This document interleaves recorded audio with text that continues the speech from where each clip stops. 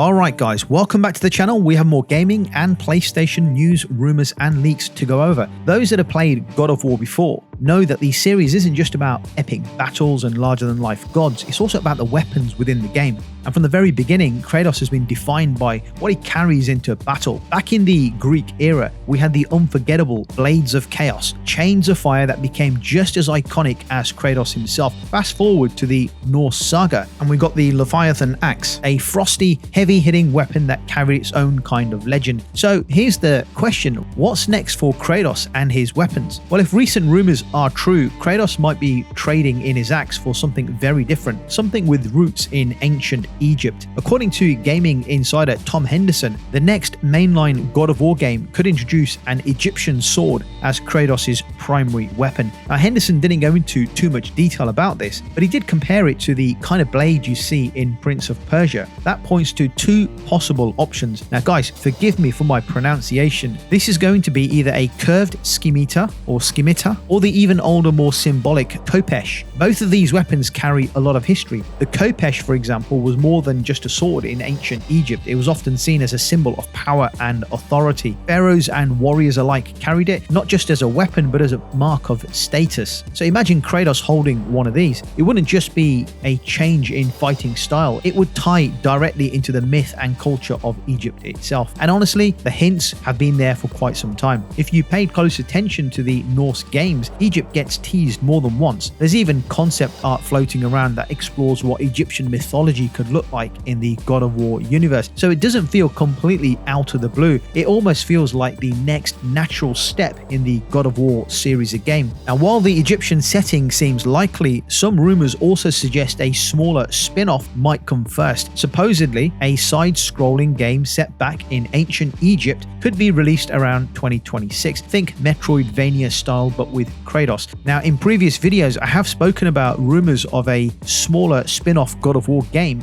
being delayed from 2025 and pushed into 2026. So if these rumors of the spin-off are true, and they are very likely to be, as many industry insiders have all but confirmed this, that means we might be still waiting a while before we get the full Egyptian saga, probably around 2027 as a game release. What do you think, guys? Would you want to see Kratos take on the gods of Egypt with a legendary sword in hand? Or do you think his story should have ended with the Norse saga? Either way, the idea of Kratos walking through deserts, temples and tombs, facing gods like Ra, Anubis or Osiris, it's not hard to get excited about where the journey might take him next. I'm keen to get your thoughts on this. Let me know your thoughts in the comments and let's move on. For years now, Sony has kept its distance from big gaming conventions. E3, Gamescom, Tokyo Game Show, you name it, and Sony has probably missed it. Their presence has either been very small or completely missing altogether. But things are changing. This year, Sony is making a full comeback at the Tokyo Game Show, one of the biggest gaming events in the world. This event kicks off on September the 25th in Chiba, Japan. And this time, PlayStation isn't showing up empty-handed. They're bringing with them a huge lineup of playable games on the PlayStation 5. People attending the Tokyo Game Show will be playing games like Battlefield 6,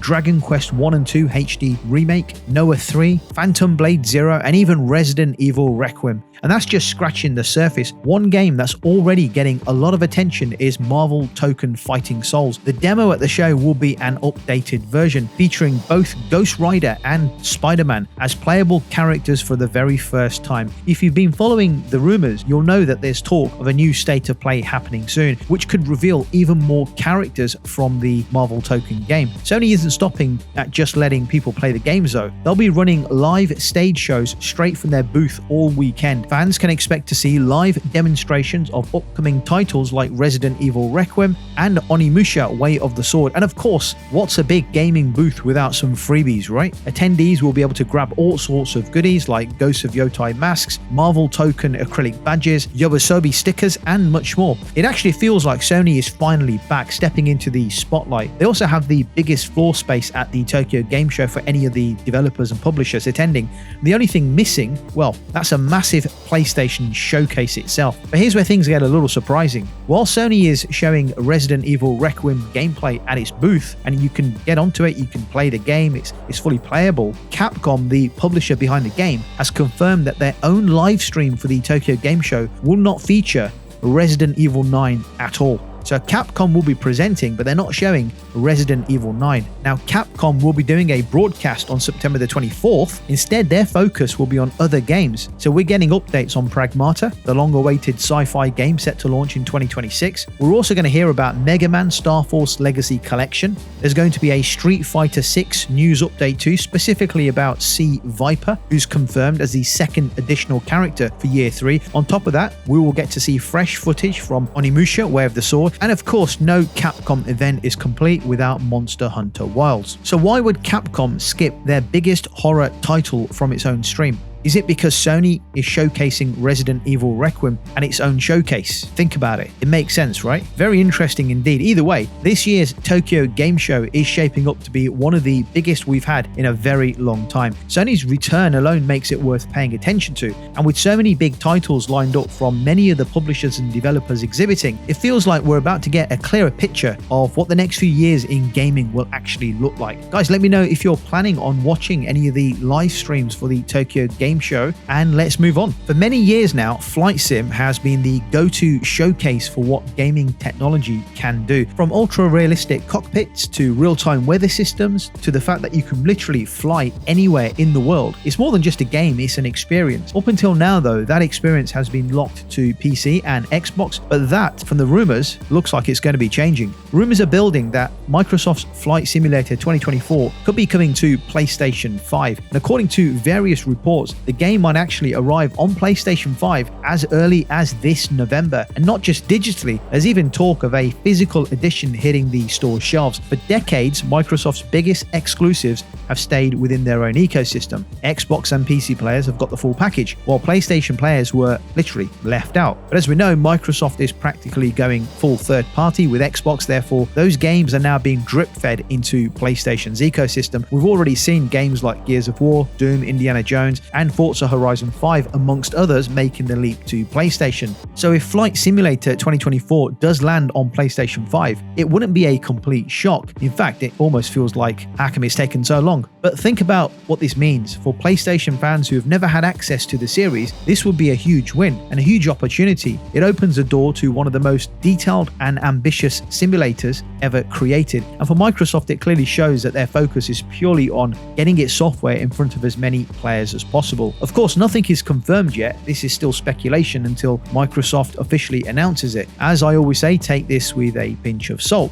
But if the rumors are true, we could be seeing Flight Simulator 2024 soaring onto PlayStation 5 sooner rather than later. And one thing that was not mentioned about this rumor was that whether the game would actually support VR. If it did, I could see potentially many PlayStation gamers that own PSVR 2 to probably pick this up at some point. It's a stunning game, and it would just take the immersion to another level with VR support. So guys, what do you think? Would you like to see Microsoft's flagship simulator land on PlayStation 5? Or do you think Xbox should keep some of its crown jewels exclusive? Let me know in the comments below, and let's move on. Now, back in October 2021, Marvel Entertainment surprised fans with an exciting announcement. They revealed a brand new partnership with Skydance New Media, a studio led by none other than Amy Hennig. If that name sounds familiar, it should be. She is the creative mind behind some of gaming's most beloved story-driven titles like Uncharted and Legacy of Kain. This time though, she's stepping into the Marvel universe with a project that instantly grabbed attention. A narrative action game set during World War II. So a story player game, fantastic, which is what we want, set during a World War II era. But it puts players in the shoes of not just one, but two iconic heroes, Captain America and Black Panther. Now, if you're wondering, how would that even work? Two heroes in the same war game crossing paths? Well, you're not alone. That's exactly the kind of curiosity that's been building ever since the project was first announced. A year after the reveal, Marvel dropped a teaser. It was short but powerful. Fans quickly started to piece together that the story would focus on Steve Rogers, better known as Captain America, and King Azuri, the Black Panther of that era and grandfather of T'Challa. The teaser made it clear this wouldn't just be another superhero brawler. This was a story about culture, conflict, and legacy, all wrapped inside the chaos of World War II. Well, fast forward to 2024. At the Game Developers Conference, the team unveiled a stunning cinematic trailer. Built using Unreal Engine 5, the visuals look sharp and lifelike that many people assume this was one of the most ambitious Marvel games to date. It actually cemented the game as one to watch, but there was still one problem. We hadn't seen any actual gameplay. And that's always the big question, isn't it? Trailers can look amazing, the CGI can look fantastic, but how does the actual game look and feel? Can the action live up to the cinematic flair? Well, recently some early development gameplay has leaked online. These weren't flashy promotional trailers. Instead, they were raw, behind the scenes look at how the game was shaping up. And this was between 2022 and 2023, so it's very early footage. And this is all over the internet. Obviously, I'm not going to put it on the video. And while this isn't the final product, it gives us our very first glimpse of how the game might actually play. Now, the leaked footage shows Black Panther take center stage. We see him burst into a lounge filled with enemy soldiers, moving with speed and precision. He isn't just swinging claws wildly, there's a sense of agility, almost Parker-like, as he leaps across tables, dodges enemy fire, and uses the environment to his advantage. Soldiers crash into objects, bottles shatter, and furniture gets tossed around during the chaos. It feels fluid, dynamic, and grounded in a way that suggests combat won't just be button mashing. Captain America is nowhere to be seen in this footage. Does that mean his gameplay will be completely different? Will it be slower, more methodical compared to Black Panther's agility? In all honesty, we don't know. The leaked footage only showed Black Panther, so we don't know how Captain America fits in. It's a question we're going to have to wait and see answered. Beyond combat, the images also showed off some of the game's environments. Narrow Parisian alleys, dark subway tunnels, even a mysterious grotto. One image hinted at a hotel, possibly the same location where Black Panther crashes through a terrace window. All of these locations are set in Paris, one of the game's 2 confirmed settings, and the other, of course, is Wakanda. And while we haven't seen much of Wakanda yet, apart from one exclusive image shared by Entertainment Weekly, it's safe to assume it'll play a major role in the story. Now, it is important to remember that this is early material. What's been leaked online may not even make it into the final game. Levels could change, the mechanics could evolve, and the polish obviously will be much higher when the game is eventually released. Still, it's enough to give fans hope that gameplay will match the cinematic ambition. As of now, the game is scheduled for early next year after a delay pushed it back to 2026. That timeline means we might get an official look at a proper gameplay very soon. In fact, with rumors of a state of play event happening next week, and of course, rumors of Marvel's Wolverine being showcased at the event, maybe even a Venom game, there's a chance that Marvel's 1943 Rise of Hydra could finally take the spotlight at PlayStation's event. And that leaves us with one big question. Will this game deliver the kind of storytelling and gameplay that superhero fans have been waiting for? Or will it struggle under the weight of expectations? Let me know your thoughts in the comments, and let's move on. Now, the Borderlands series has always been a heavy hitter in the world of gaming. Ever since the first game dropped back in 2009, fans have really liked its mix of chaotic shooting, unique humor, and endless loot hunting. It certainly has an audience. So when Borderlands 4 finally launched, expectations were high. And despite some bumps along the road, especially on PC and the PlayStation 5 Pro version having some technical issues, the game has already proven to be a massive success financially. According to new industry estimates, Borderlands 4 has already sold over 2 million copies across all platforms. Just on Steam alone, it reached 1 million players, with 750,000 of those sales happening in its very first week. That's no small achievement. In fact, early revenue is estimated at over $150 million. That's impressive for turnover. Of course, we don't know the profit margins, but Borderlands 4's strong launch came even though players reported performance issues early on. These problems were big enough that Randy Pitchford, the knobhead, the president and CEO of Gearbox, had to step in and address the community directly. Even so, fans showed up in huge numbers, which raises questions. Is the Borderlands franchise just too popular to fail at this point? Or is it proof that strong fan loyalty can overcome a rough launch? What's even more interesting is what this launch says about the broader gaming scene right now. And while Borderlands 4 is dominating headlines just now, it's not just big games doing well. The smaller games or indie scene is also thriving. Recently, Hollow Knight, SilkSong, a game fans have been waiting for many years, still managed to pull in huge numbers. On Steam, it was outselling almost everything except Borderlands. Even the original Hollow Knight, released way back in 2017, sold an additional 200,000 copies in the same week. That shows just how powerful indie titles can be when they build a loyal community. Another indie success story came from Shape of Dreams, a co-op roguelike developed by just 2 people in South Korea. Believe it or not, this small passion project managed to sell nearly 200,000 copies in its debut week. That's not bad for a 2-man team going up against massive AAA games. So what does this tell us? Maybe it's not always about how big the studio is, but about how much a game connects with players.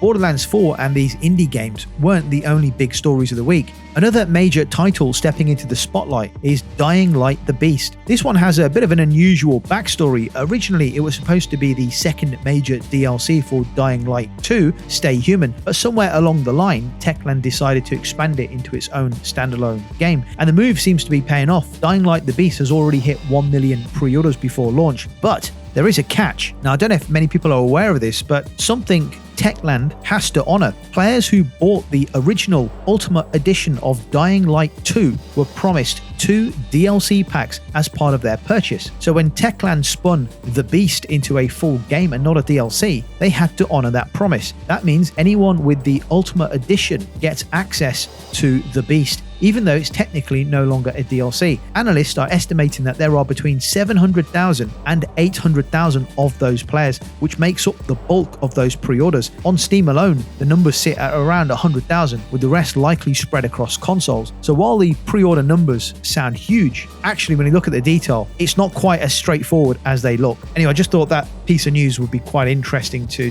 go through. So let's move on. CD Projekt Red has a lot on its plate right now. Most of their team is busy shaping the future of The Witcher with the next mainline entry in that series. But at the same time, something big is happening behind the scenes in their new Boston studio. That's where work has already begun on the sequel to Cyberpunk 2077, a game currently going by the codename Project Orion. As of mid-2025, over 100 developers are already involved, and that number is only going to grow. The project is still in its early stages of development, but one recent job posting has fans talking, and for a variety of reasons. The studio is looking for a lead network engineer to help build out the game's online systems. The description makes it very clear. Whoever takes on this role will be responsible for designing and leading the development of multiplayer features, things like matchmaking, server performance, and keeping online play smooth and stable. Now, what does that sound like to you? To many players, it sounds like Cyberpunk 2 could be heading into the world of multiplayer gaming. This is interesting because multiplayer was originally part of the plan for Cyberpunk 2077. Back before its release in 2020, CD Projekt Red had teased some form of online component, but after the game's rocky launch filled with bugs and bad performance problems, especially on consoles, the studio pulled back its online plans and made the decision to put multiplayer on hold and focus instead on fixing all of the core game problems. Looking back, that was probably the right call at the time, but now it seems like they're ready to go all in. Fans are already speculating about what this online multiplayer feature might look like. Could this be similar to something like a GTA Online, where players share the same open world and build their own stories within it? Or will CD Projekt Red try something completely different, something that fits the unique style and feel of Cyberpunk's world? We don't actually have any answers yet, but the hints are enough to get people excited. And it's not just the multiplayer talk adding fuel to the fire. Keanu Reeves has already said he'd love to return as Johnny Silverhand in the sequel, and Mike Pondsmith, the original creator of the Cyberpunk universe, has teased that the next game won't just feature Night City. He mentioned a second city, describing it something like Chicago gone wrong. That alone opens up all kinds of possibilities for how the sequel could expand the world. Of course, fans will need to stay patient. Project Orion is still in pre-production, which means it could be 4 or 5 years away, or even much longer, and that's a long wait. But when you think about how much ambition CD Projekt Red is putting into this project, maybe the wait will be worth it. If multiplayer really does make its way into Cyberpunk's sequel, what would you want it to look like? A massive shared world with hundreds of players, or a more personal co-op experience you can enjoy with friends? Let me know your thoughts in the comments below. Thank you for watching, and I'll catch you on the next video.